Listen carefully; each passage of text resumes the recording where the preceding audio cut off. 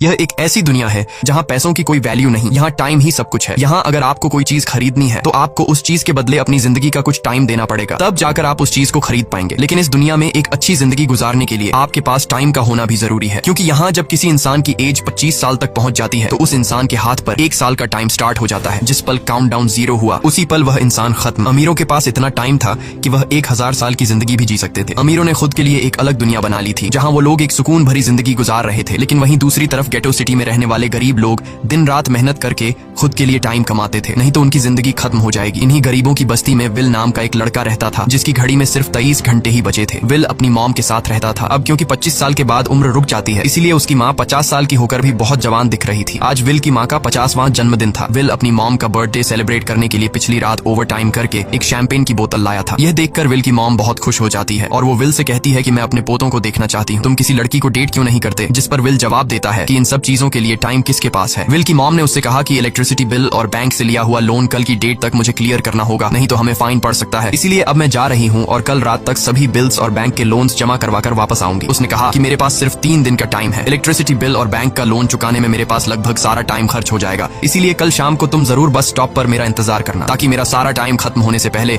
मैं तुमसे कुछ टाइम ले सकूं। इस पर विल ने कहा ठीक है, मैं टाइम पर पहुंच जाऊंगा। जाने से पहले विल की माँ विल के हाथ को छूकर उसकी बॉडी में 30 मिनट ट्रांसफर करती है ताकि विल अच्छा नाश्ता खरीद कर खा सके। इसके बाद दोनों अपने अपने काम पर निकल गए। रास्ते में विल के पास एक छोटी बच्ची आती है। वो विल को एक कैप्सूल देकर विल से उसका थोड़ा सा टाइम मांगती है। विल मुस्कुराते हुए उस छोटी बच्ची को कैप्सूल में अपनी जिंदगी का 5 मिनट का टाइम दे देता है और वह चली जाती है। यहाँ हमें पता चलता है कि यह लोग अपने टाइम को एक कैप्सूल में स्टोर भी कर सकते हैं, जिससे यह लोग कभी भी यूज और ट्रांसफर कर सकते हैं।